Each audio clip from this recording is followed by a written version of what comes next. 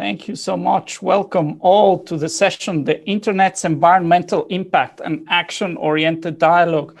My name is Pablo Hinojosa. I work for APNIC, the regional internet registry for Asia Pacific. I'm based in Brisbane, Australia. Here is early afternoon. It is fantastic to see old friends here, but even more fantastic is to see new faces that are interested on this subject. The question about internet's environmental impact is very new in the context of the IGF. For the first time ever in its 14 years, the global IGF will have a full thematic track on environment. 12 workshop proposals were accepted to be included in the program for the IGF 2020 in November. This is also a brand new topic here at the APR IGF, and thankful to the program committee to accept this workshop into the schedule.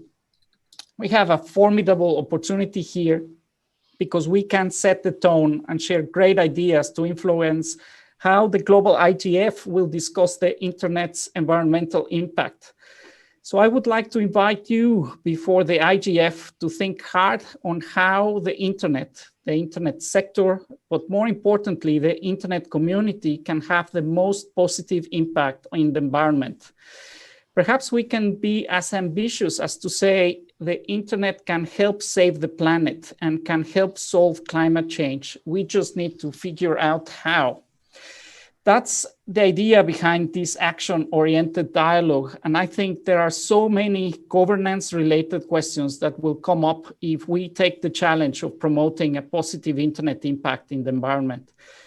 So when thinking about this workshop, we thought, with whom do we need to talk to share our internet governance experience? And I am so happy that a fantastic group of people that are directly working in environmental sustainability have accepted to be with us here today at this APR IGF to inspire us about the importance of the environmental cause and to think together about a positive way in which the internet governance community can help them in their jobs.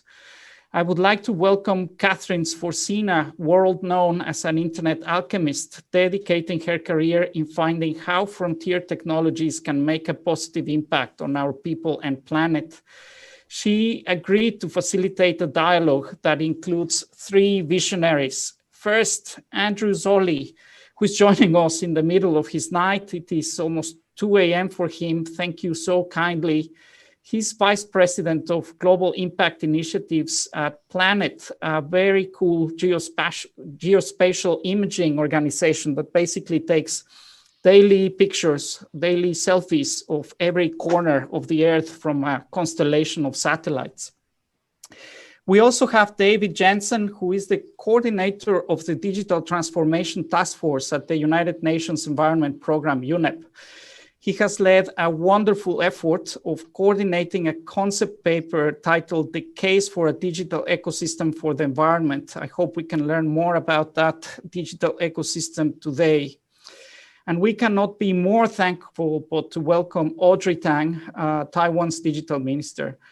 If there is someone that has made true the prospect of data collectives for public good, it is Audrey. And I think there is no one best who can help us think about how the internet can be used for good and solve environmental challenges. Audrey will need to leave us before the end of the meeting. But again, I welcome enormously for your time. The proposal is the following. First, Kahtryn to facilitate a dialogue between Andrew, David, and Audrey. Secondly, for that dialogue to inspire a conversation about actions that we can undertake in the APR IGF to bring forward to the global IGF and importantly, to help with the environment. I want to encourage you to use the chat room actively to share your views, comments, ideas, also information sources and articles about the internet and the environment.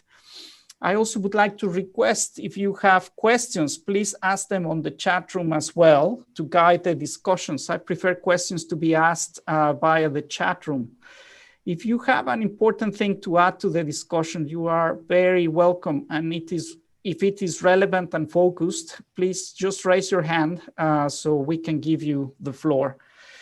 With that, I give you the floor, Kahtryn, and I hope this will be a very good session for all attending and those receiving us from the web stream and other places. Thank you, Pablo, and thank you so much for that kind introduction, as well as to APRIGF in extending an invitation to me to facilitate this conversation today. As Pablo has mentioned, we're here to talk about environmental data. Given climate crisis that we're all now facing, having enough environmental data, as well as accurate and timely environmental data, has become an imperative across every sector, industry, and country. As with anything that involves a multitude of stakeholders, this represents both massive challenges and opportunities, all of which must meet at the intersection of governance across every stage of the data value chain in order to be effective. As Pablo mentioned, to dive deeper into this complex issue, we have with us today Audrey, David, and Andrew joining us. Thank you guys for being here. Andrew, we know it's such an ungodly hour for you this morning, so we thought that we would do our best to try and keep you awake. So we're going to get the ball rolling with yourself, if that's okay. It's my great pleasure. Thank you so much. It's a wonderful. I just want to, before we get started, just applaud the instinct behind this discussion. The community of people who think about ecological stewardship, conservation science, and how we deal with planetary challenges, and the community of people who think about the governance of the internet and the stewardship of the underlying philosophy, the sort of federated philosophy of the internet. They don't speak to each other with enough frequency, and there is enormous value in enriching each other's communities with this discussion.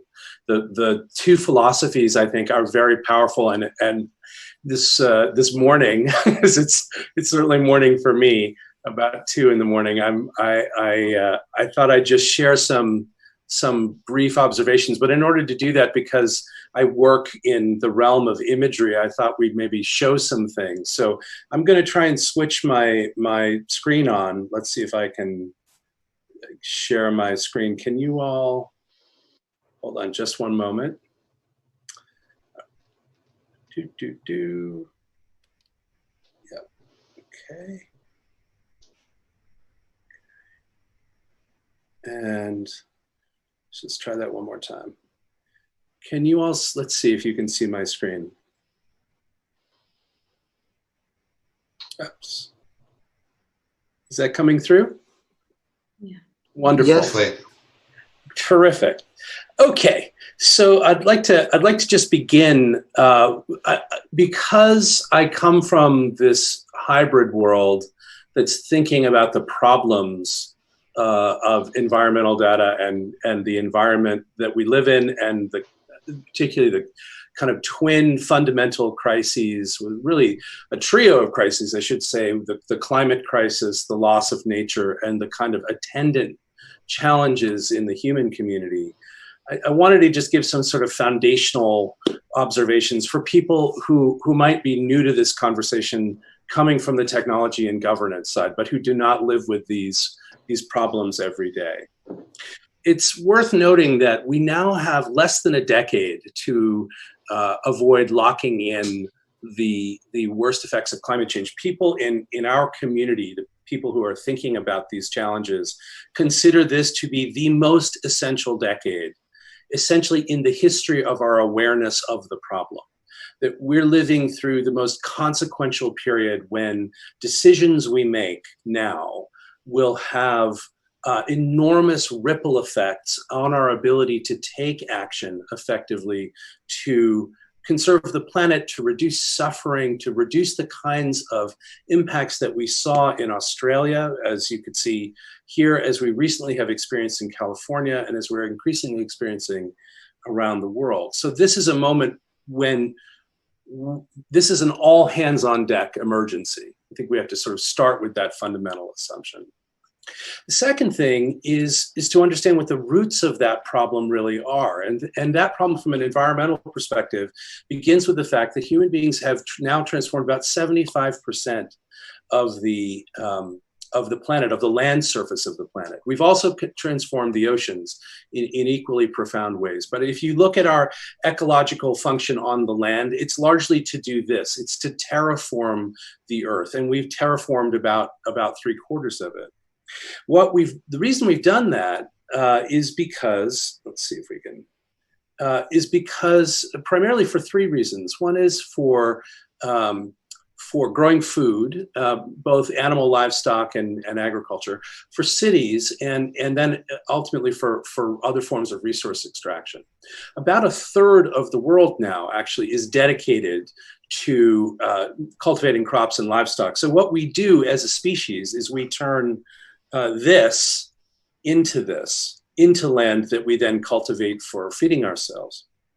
The pressures that we put on that wild habitat that we convert for human use is the source of most of what are called the zoonotic illnesses that come to infect human beings. That are called zoonotic because they jump from animals into humans and back again.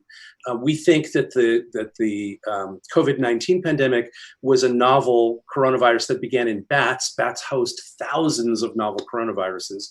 As we stress their habitats, we increase the interactions they have between wildlife and domesticated livestock and then human beings. And the more we do that, the more opportunities we create for the next pandemics to occur. In fact, indeed, it's important to realize that the public health with the way we think about COVID is really as a public health issue with the way we talk about it, but it really fundamentally is an ecological issue. The challenge is these kinds of pressures that we are experiencing, the pressures to cultivate land to feed people, the pressures that we're putting on the landscape to extract energy, the pressures that we're putting on the ecosystem to move goods and services and to make the goods and services, the durable goods that we live with, are all happening before the next billion people, about the next 7th or 8th of the world shows up just in the next decade alone. So we're talking about huge new waves of people. If we do not figure out how to de-intensify the pressures that we put on the planet will ultimately eliminate us, because the forests we cut down really are the lungs of the planet. They're the fundamental systems that allow human life to flourish.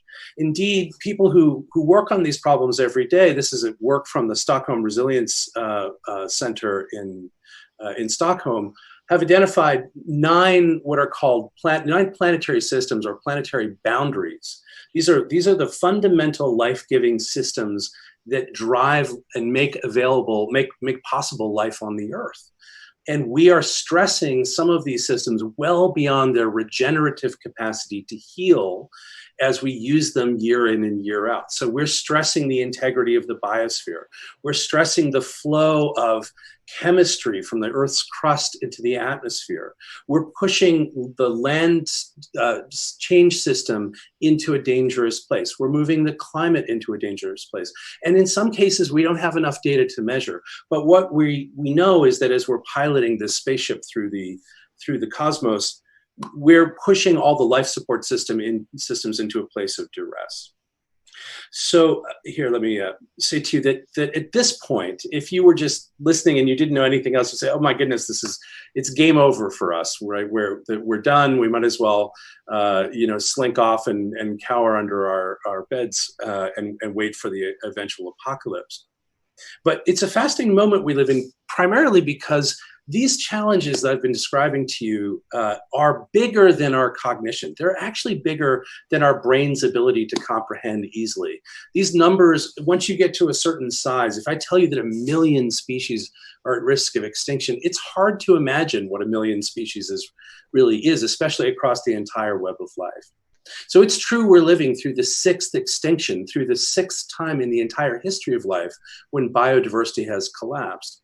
It's also true that we're living through the second renaissance, through an explosion of human capacity and capability, tools that are also hard for us to fully understand, to fully comprehend their power. And we're sort of torn between these two worlds. You know, if you are a pessimist, I can give you lots of reasons for your pessimism. If you're an optimist, I can give you lots of reasons for your optimism. And if you're confused, there's lots of reasons for confusion, because we're torn between the shearing forces of these two moments that we're living through. So let me talk about the stuff that's happening on the capabilities side of the equation for a moment.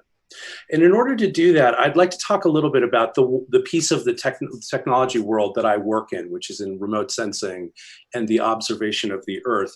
I entitled these remarks "The Moral Mirror," because I really believe we're living through this enormous sensor revolution in which we are beginning to be able to monitor all of the life on the Earth, all of the systems of the Earth, essentially in high resolution all the time. And in the process, beginning to understand our actions in a much broader and interconnected context, and understanding the interconnections of that context are the first step in understanding our moral imperatives to steward the possibility of the flourishing of life now and in future generations. Now, in the realm of technology, many of you will be very familiar with this. We live in this world of two, you know, if you think about a normal timeline, we live with two fundamental technology curves. And the first one will be visible to everybody and obvious to everybody, which is that we live in an era of accelerating capacity. You know, the first computers that took people to the moon were much less powerful than the ones on your wrist or on your phone. And now we have machines that are beating people at Jeopardy and chess and engaged in really advanced works in artificial intelligence and generating natural language and all of that. At the same time, there's a corollary curve, which is this one, which as that accelerating capacity per unit of technology power accelerates like this, things yoked to Moore's law, we also see the converse curve, which is the decelerating cost per unit of those technologies.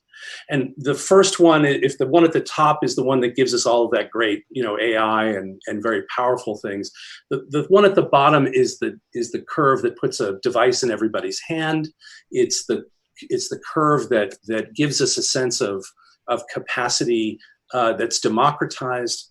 And across the middle, as a result of those forces, we live in a world in which our technologies undergo matter, energy, space, and time compression. They get lighter and smaller and faster and cheaper and efficient and more abundant. And in fact, actually, some of those are not good things. You know, Americans, I'm speaking from the United States today, we throw away 150 million cell phones a year. We don't recycle them, we throw them in the trash. So the abundance of that technology does have a profound ecological consequence.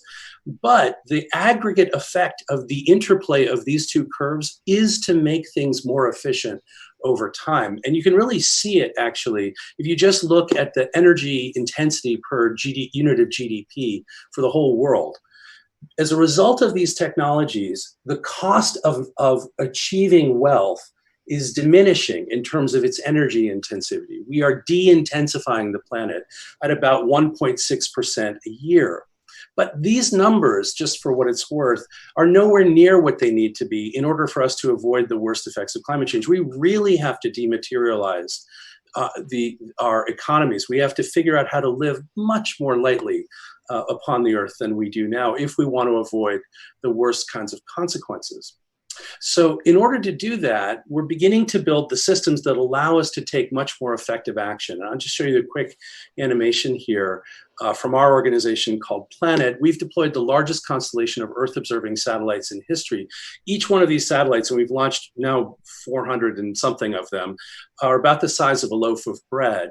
And they orbit from the North Pole down over the equator, down over the South Pole, and they spin between the sun and the Earth so that each one is a camera, and collectively, as the Earth turns sideways underneath them, they collectively image the entire surface of the planet every day. Now, having that kind of power means that we've seen something like 12 or 1,300. We have 12 or 1,300 images of every place on the earth. That means everybody who's watching this, no matter where you are, where you went to bed tonight and where you got up and how you got to work and wherever you are when you're working, if you're not working from home these days, all of the world we've actually been able to see, not at the level where we're reading your newspaper, but where we're able to see the daily patterns of change.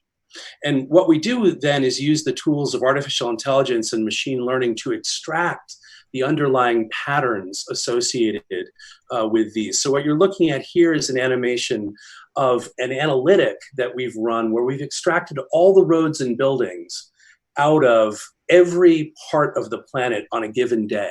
So this is all the roads and all the buildings everywhere. And that turns out to be a pretty good proxy for the human footprint. And if you can understand how it changes week to week and month to month, you can take much more effective action and understanding how to de-intensify our impacts. And in fact, the important thing to think about there is that the rate, velocity, and quality of information always gates the rate, velocity, and quality of action. So information and action are connected. If we speed up and improve the information, we can consequently speed up and improve the actions that we take. And because we're in this consequential decade, we've got to take a lot of actions. Let me show you a little bit about what that imagery actually looks like. What I'm going to show you here is an animation. You'll see it on the right-hand side of the screen. This is actually the emergence of deforestation deep in the Amazon. On the left-hand side, what you might notice is right after that deforestation occurs, this is, I think, deep in Brazil, you'll see these little spider webs appear. Those are the illegal roads that go in before the next round of deforestation occurs. If you can see the roads going in right before the deforestation occurs, then you actually can begin to interrupt that, but only if you use the tools of AI and machine learning and computer vision, only if you have a kind of cloud computing infrastructure, only if you have a kind of digital public goods that allow lots of people to analyze the data, to take the actions to interrupt the behavior that we want to interrupt, in this case, because we don't want to cut down the lungs of the planet that we're all required to breathe.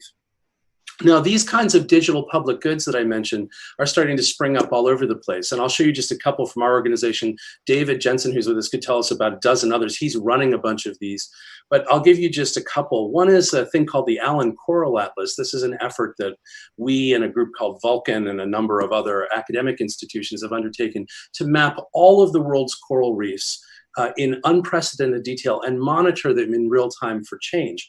Then that asset is available. So for instance, there was a huge oil spill in Mauritius recently, and this data was enormously consequential right away in helping people understand the consequences of that spill in order to enable citizens to advocate for their rights with the responsible party and say these extraordinarily important coral reefs are part of our national heritage, and you've got to both pay to clean them up and to compensate us. And they help us understand what the scientific impacts are. This project will be done by the end of the year, and all of this data is given away for scientific and conservation purposes. It's made available to everybody. This is another one we just completed in this here in the United States. You've probably heard we've had terrible wildfires here. This is something called the California Forest Observatory. I'm sorry, the link is wrong. It should be forestobservatory.com. And in it, we've used the satellite imagery and some very fancy techniques to map every tree in California, all of the biomass, so we know what's available to burn and where, and if a fire starts in any particular place, and you can actually see on this map a few of these gray areas that are ringed by orange, that's where the fires are actually burning today in California. And that gives the people who fight fires and who are working to reduce the effects of these climate exacerbated events, gives them a new tool for understanding in real time what's happening. And I'll mention just that last week, Planet just struck a deal with the United Nations to provide all of the data between 30 degrees north and 30 degrees south, covering all of the world's forests in the tropical belt, to the world on a quarterly basis for combating deforestation at scale. Now, I just want to leave you a couple of thoughts, and then we've had so many wonderful people to hear from. The first thing is that none of the technologies that I'm showing you are possible without the internet, just technologically. You can't run a global constellation that self-organizes and images the entire planet and without tons of cloud computing and storage and internet transport, and it's got to work globally, and it's got to work at the edge of the network, it's got to work across jurisdictions, and those are all things that fall under the kind of governance frame that people here are thinking about. The second thing is that if we're going to get genuinely inclusive models of planetary stewardship, we have to encourage this sort of digital public goods frame in which data assets even if they're generated from private goods, are transformed where possible into quasi-public goods, even if they're made public for not for corporations and the corporations pay the freight, the private sector interests pay the freight. We want to create this sort of archipelago of a kind of digital ecosystem for the environment. And the last point I'll just make is that, I've been working with the network for my entire adult life and worked on internet standards at the very beginning of my career. And the thing I can say is that I've really always seen the network as a political philosophy encoded as a technology. And as such, we're going to need that philosophy, which is federated, distributed. It's about empowering individuals and groups. And it's going to be absolutely essential to the ways in which we're going to take action with these tools. So I think of the network not just as a governance architecture, not just as a technical infrastructure, but as a culture of governance, as a culture of values that we're going to need. So anyway, that's a little bit just to start us off. Kahtryn, it's been great. By the way, if anybody's interested, I'll just share with you, that's my email address and my Twitter handle. I'd love to hear from you if you have questions we don't get to. And I'll turn the thing back. Turn the screen back to you, Kahtryn.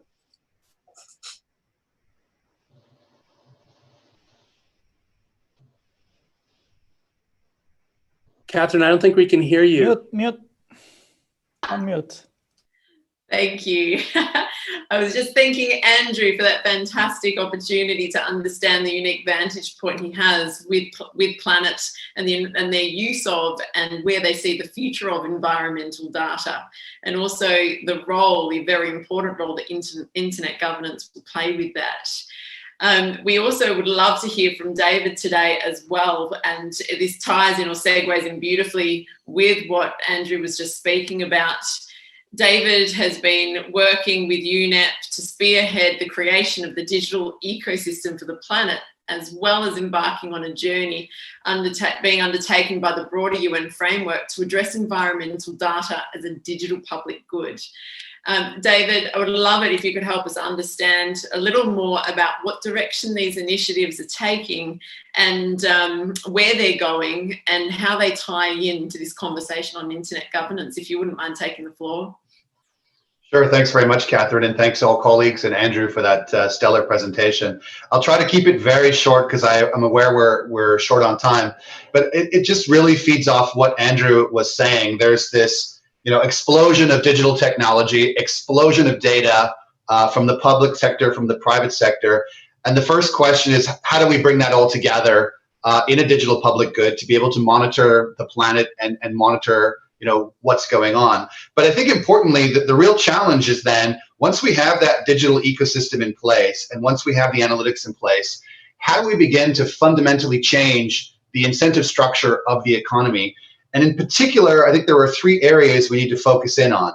The first is the financing structure. How do we begin to supply the data and the analytics into the way that financial decisions and investments are made fundamentally? And how can that financing actually be aligned towards our broader climate goals, our biodiversity goals, or our SDGs? So there's a whole pillar here on financing and really influencing financing to support sustainability. The second pillar, again, it's about supply chains and value chains. And how do we begin to do two things? One, monitor those supply chains much more systematically to look at their impact. And second, how do we put the incentives in place to achieve some of the goals that Andrew mentioned, dematerialization, decarbonization, detoxification? So how do we use the data and the various digital technologies to really advance sustainability at the supply chain level? And then the final one is about consumer behaviors. How do we, again, begin to drive consumption and consumer behaviors in a sustainable direction using digital technologies, like digital nudging, for example, or filtering, or all kinds of different applications where technologies help consumers take better decisions in terms of their consumption of sustainable products and services. So again, you start with the data ecosystem, and then you begin to use that data and those analytics to fundamentally change and influence the incentive structure of the financing side, the supply chain side, and the consumer behavior side. And I think that is sort of the big challenge we're dealing with. And as Andrew mentioned, the internet is the backbone for all of that. It's fundamentally important for all of it. It's the interconnection piece between those domains. And therefore, this conversation is especially germane. How do we govern the data side of it and the infrastructure so that it remains open and it facilitates the connections between those different domains? I'll stop there, and we can continue with the conversation. Thanks, Kahtryn.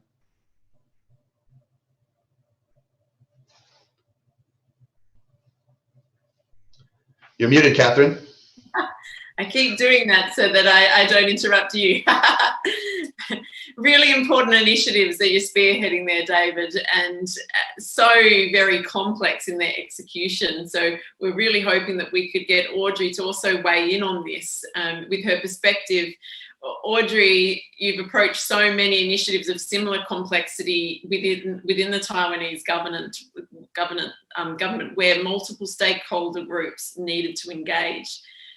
So we're just wondering, do you have any thoughts on how we could engage the broader spectrum of stakeholders to not only have the necessary conversations we need to about the role internet governance must play, but in also taking first steps towards tangible outcomes that can be adopted by all?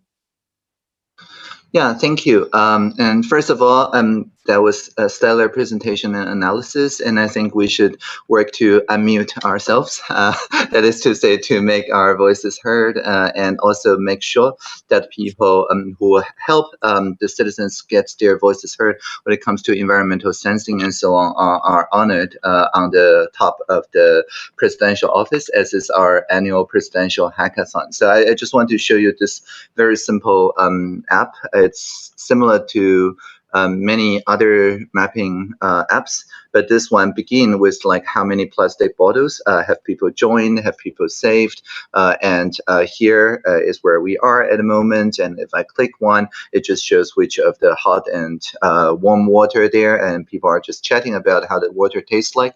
And this is just a digital nudging tool, a digital campaign that gets people, and the name is Tea Serving, which works with the Taiwan's culture from ages ago, where people would just beneath a large tree put basically some water for people to refill, and this is important to not only, like, it's a really healthy thing to do now that we're almost 40 Celsius degrees in the summer, and so that app can remind you to take water when it's needed, take more drinks, but also it socializes like Pokemon Go, the very act of taking your bottles and get to refill your bottles and make it a social signal so that more people do so instead of buying bottles. Because even in Taiwan, where more than 90% of glass and 95% of plastic bottles are recycled, because we're a country with many islands after all. We suffer the consequences more if we don't recycle. Still, it isn't the same if we don't get the citizens participating in the reduction at the very source at the beginning.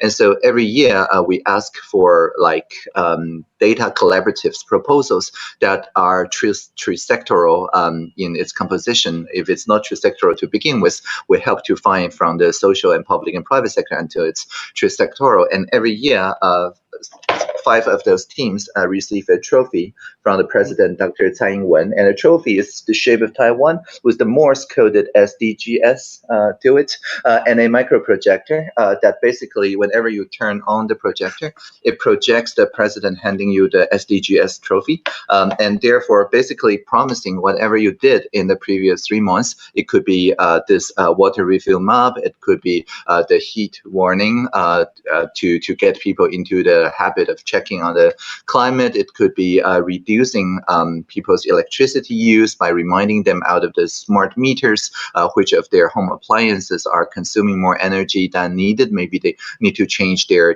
behavior patterns. Of course, entirely voluntary. It's just a suggestion, or and so on. And so basically, all of those SDG compliant, massive data collaborative actions are handed the executive power as a hackathon award. So even though there is no money in that award, we're basically promising for the next 12 months, we'll do whatever we can to put those data collaboratives as national policy. And so it rewards innovation within the public sector that works in a horizontal fashion, and also rewards existing communities. For example, the primary school teachers, which is a very large community that teach data competence, because we don't teach data literacy anymore. We teach data competence, the ability to steward data by getting the students into the habit of maintaining a PM 2.5 air sensor, the air box, which is less than $100. And it's basically a global sustainable education tool. I mean, anybody can join it. It's essentially a distributed ledger. But as students learn about those environmental sensing ideas, they also become the advocates for new policies and new regulations. For example, they will then, even before they come to the age of voting, go to our e-petition platform and petition for the banning of the plastic straws for a national identity drink, the bubble tea. And that's an actual thing. And that actually happened with 5,000 signatures. And we finally negotiated a carbon neutral way to make organic straws, or even designed to be straw-free, to dematerialize the straw. I like the term, and so on. And so the basic thing is just to make it fun, make those ideas worth spreading, have a high R value, viral marketing, and then bind them with the highest executive power to make sure that people who design those data collaboratives do not have to worry about the sustainability of their own project, but rather weave it into the K-12 curriculum education. And then it's very surprising how people who are like 15 years old, 16 years old are the best friends with people who are 60 years old and 70 years old. Both of those age groups, by our statistics, are the most active on our national participation platform on the presidential hackathon, because they both care more about the long-term future of humanity. And so this kind of intergenerational solidarity also very important. Those are the points I want to make at the beginning. Amazing. Gosh, so you have jam-packed so many incredible initiatives. I don't even know how you did it in that short period of time, but well done you. I think we need an award for that too. I particularly loved what you spoke about with respect to diffusing the executive function amongst stakeholders within the community and rewarding innovation, so people could see that the government was taking notice, not only notice, but taking action based on the winners of these different hackathons and what have you. How, and this is a question for everyone, Andrew, David, Audrey, I'd love you all to weigh in. How can we take those kinds of approaches and apply them to internet governance? I know that it's a very complex, there's lots of multi-layered, I guess, aspects to that, but anyone prepared to give it a stab?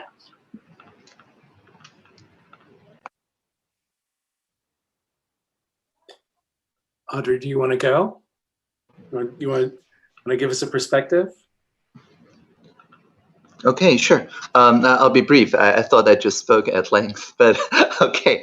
I think really there was a recent RFC, right? The internet is for end users, which means that we need to prioritize like people who use the internet more than the internal needs of the internet governance itself. We need to essentially engage the people in a way that's not just designing for end users, but with end users, or even after end users. And I think it's a broad declaration from the IAB, and that's of course a step forward. Then the internet is for everyone, which merely speaks about the cultural diversity and the global diversity of the internet, which is still a very important step.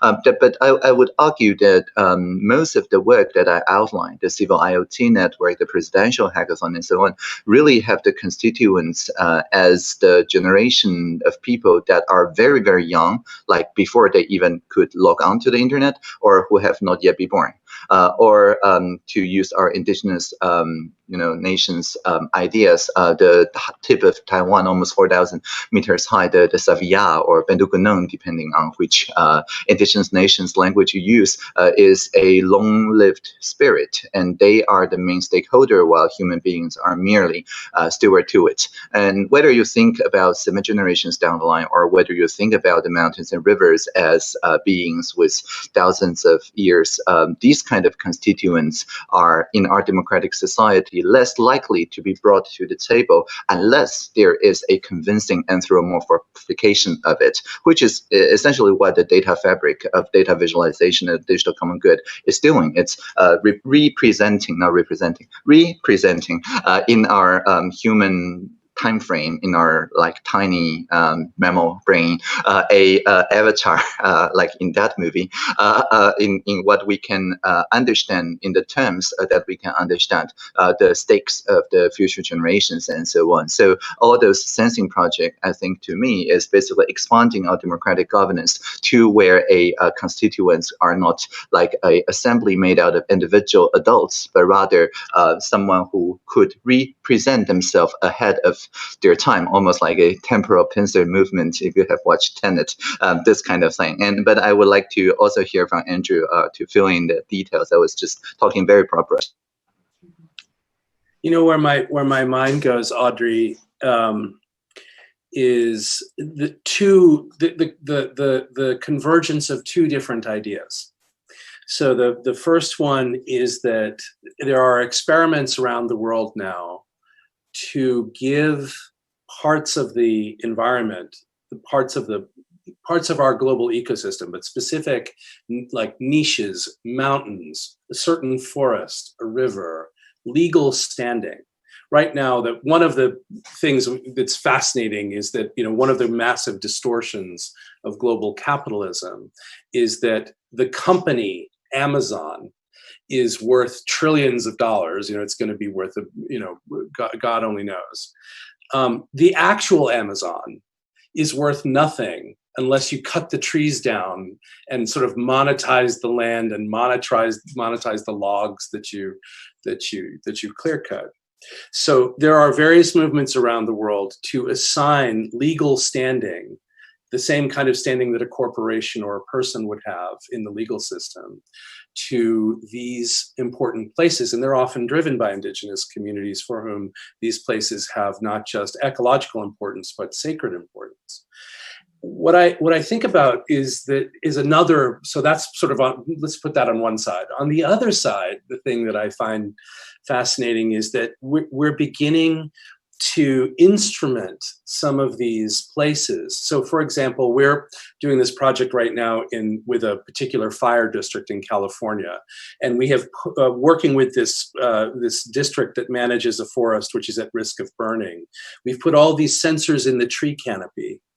And the tree, it's a mesh network. So the sensors talk to each other constantly and are collecting information. At the first sign of a fire, the information is bridged between the nodes, ultimately reaches an access point and begins and signals to the satellites to start taking pictures so that we can get the most recent, real-time information about a forest fire. But instead of thinking about remote sensing, what's interesting is to think about other verbs like listening or presencing or communing. These are instruments of listening. They're also instruments that potentially convey both legal governance status, but also a kind of personhood, a kind of standing with us that takes the immense nature of the planet and begins to bring it down to scales that are resonant and meaningful for human affairs, and allows us to be in dialogue with them in new ways. And so to sort of think, to riff on Kahtryn's question, the internet architecture can absorb many different ideas of governance, many different ideas of what has standing and what's important and what's an institution. And it would be interesting to think about, in our international internet governance framework, non-nation state parts of the planet that have standing kind of within that ecosystem, within that technological governance ecosystem. Now, some of you might think it's been just very too late for me here, and that I'm going a little off the rails. But this is how the internet has always worked. Like that was I'm telling you, like that'll be an RFC. That'll be, someone will write that up, right? You know, that's how the internet progresses, is with these ideas that seem unobvious until they seem obvious. Absolutely. And David? Yeah, I'm going to come at this a little bit more utilitarian. It's only 8:30 in the morning here, so I can be a little bit more straightforward. I look at the internet. The internet succeeded because of the international standards that were adopted, right? The TCP/IP and all the standards below it basically underpin it. And in a way, that's what we need to learn from. How, what was the process that derived those standards? How was it bottom up? How was it distributed? How was it multi-stakeholder? How can we replicate that in the digital age for environmental data? And how can we have some basic minimum standards so that environmental data can flow, can be interoperable, can be licensed, can be quality controlled, et cetera, et cetera. So what I would love to do is, understand some of those basic processes that led to those international standards that underpin the internet and replicate those for this digital ecosystem for the planet. But obviously update them to the digital age and very much with this idea in mind of creating usable data and analytics for the globe that we can then use to drive, as I said, changes in the financial structure and supply chains and consumer behaviors. Thank you so much. I'm sorry, I didn't mean to step on you, Kahtryn. I'd just say that point that David made, both in his remarks and just again there, we tend to think about the importance of environmental data for taking sort of conservation action, and like that's often a frame. Right, so we want to protect and preserve and conserve. And the thing that's interesting about many of those actions is they exist outside of the most dominant ism that we have, which is this sort of global capitalism, which is today, it's produced unrivaled prosperity around the world. It's also horribly incomplete because it treats as externalities that are not valued and not measured and therefore not valued. All of the value of all of that, what we might call natural capital, but others say things more simply like we need to measure the treasure of the abundance of the planet.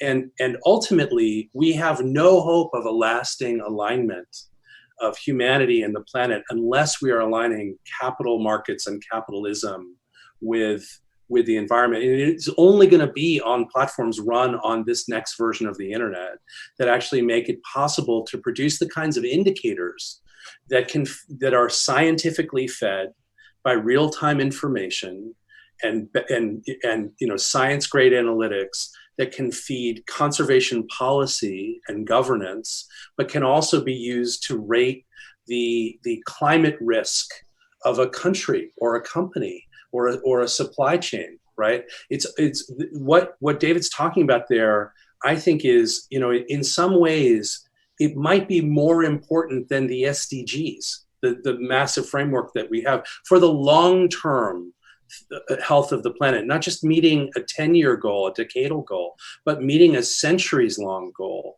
of the great transition. We have to reform capitalism. We can only do that, ironically, in a way that accommodates our thinking about the planet. We can only do that with the internet. There's literally no other mechanism for making the kinds of information flows that are required without these tools. So there's no question that there's a practical governance question there at the heart, as David said.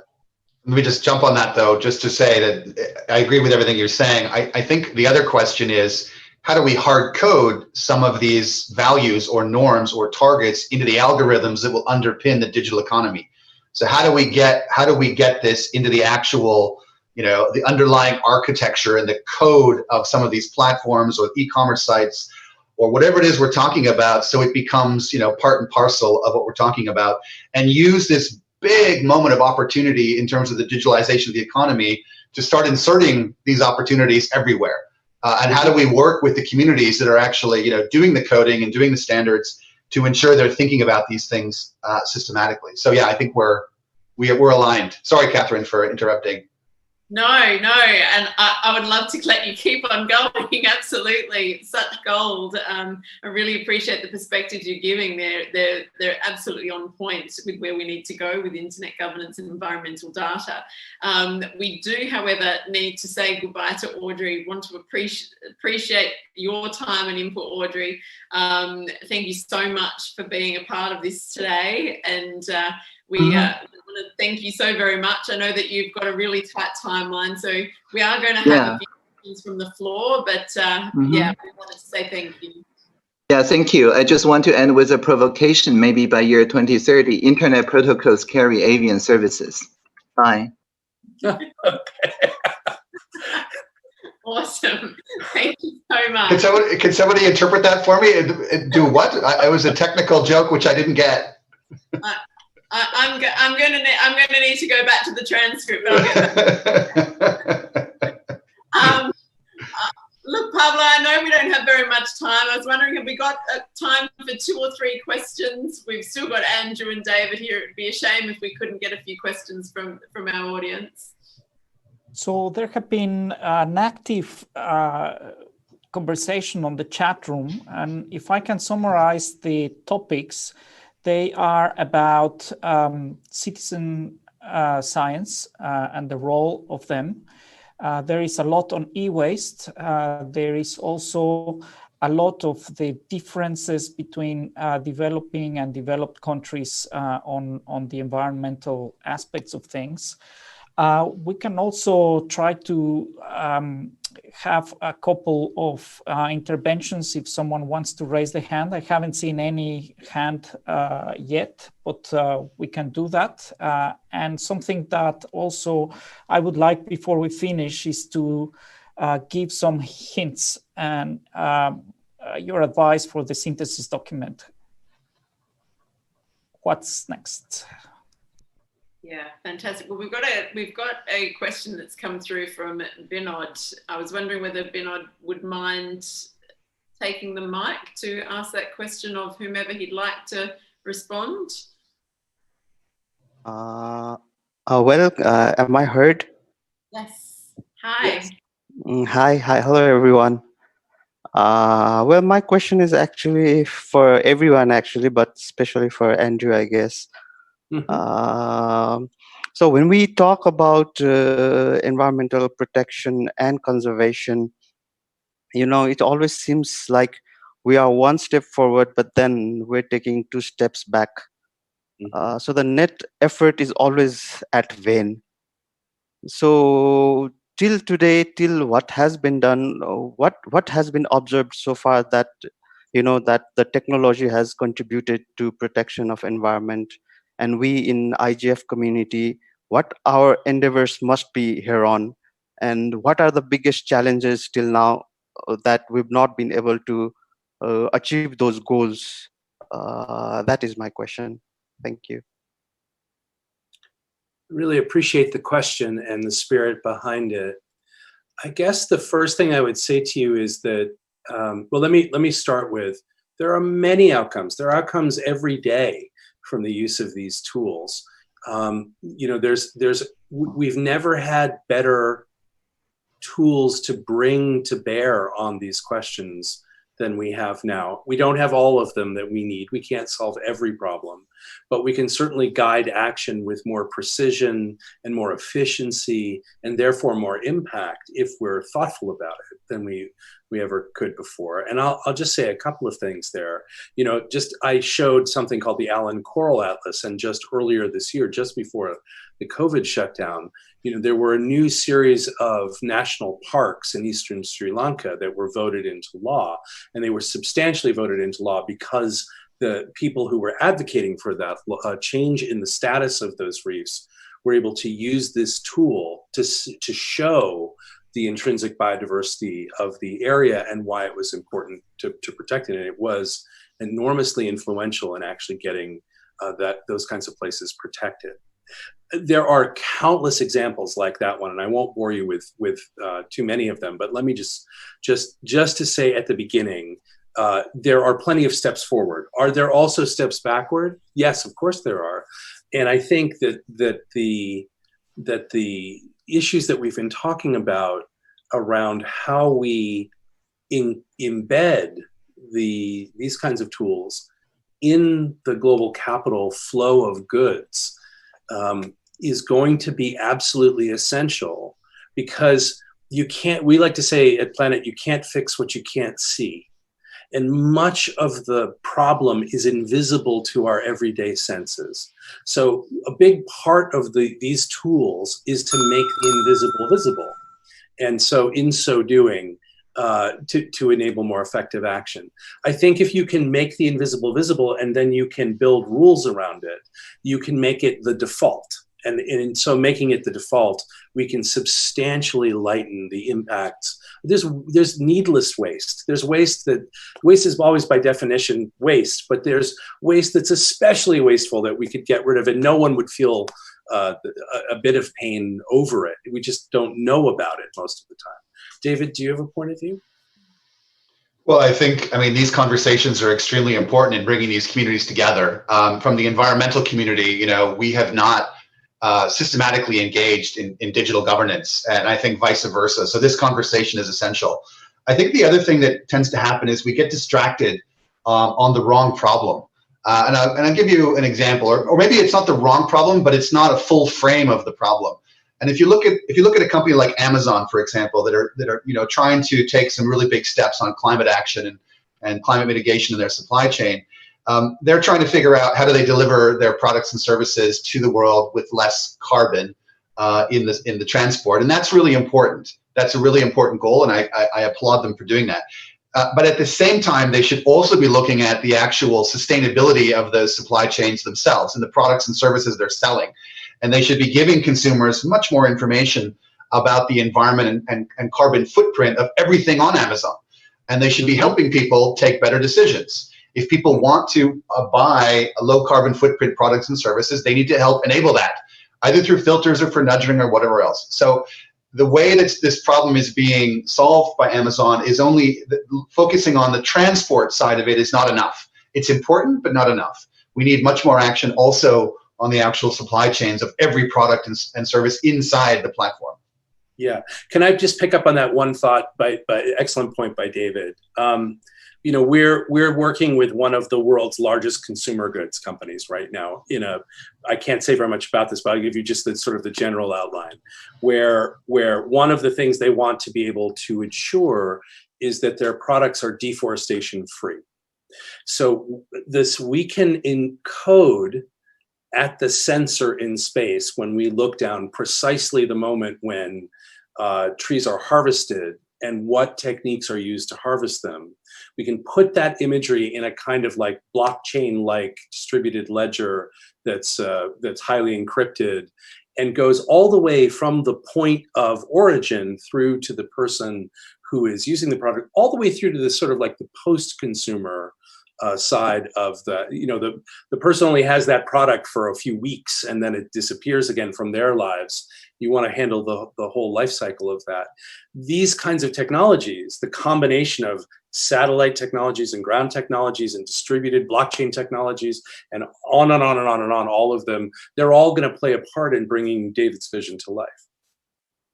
Absolutely. Now we have to stop. Yeah. Pablo's given us this.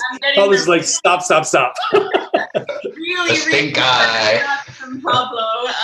We do want to give you both time to give us a very fast one sentence outcome or last words before we say a massive thank you. You've got about 30 seconds each.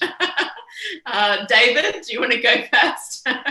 Yeah, I mean, my big priority right now is an international framework for data governance, and we're working to start a collective intelligence process to understand what that framework would look like. I think Pablo has a link he's going to put in the chat.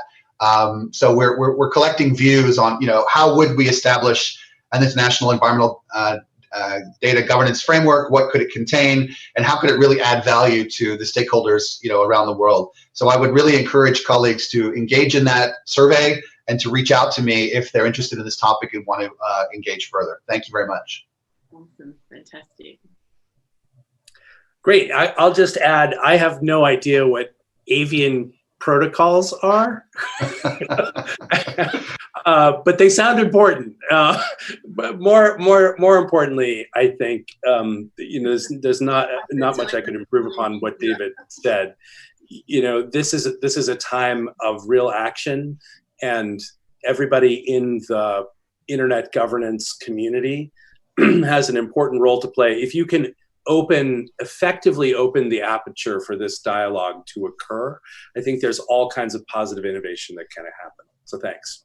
Amazing. Thank you so much, Andrew. And thank you, David. We're so privileged to have you guys here. Your global perspective on environmental data and internet governance has just been an absolute gold. And I know when I thank you on behalf of Pablo and the APR IGF community too, that we're also so grateful that you took the time out today at this ungodly hour for you, Andrew, and for yourself too, David. Thank you so much. We're going to need to wrap up. Any last words, Pablo? Thank you all, and until next time. Momos in Kathmandu, I hope. Ciao. Go well, and thank you. Thank you. Thank you. Thanks, everyone. It was a real pleasure. Thank you, everyone. It was a lot of fun.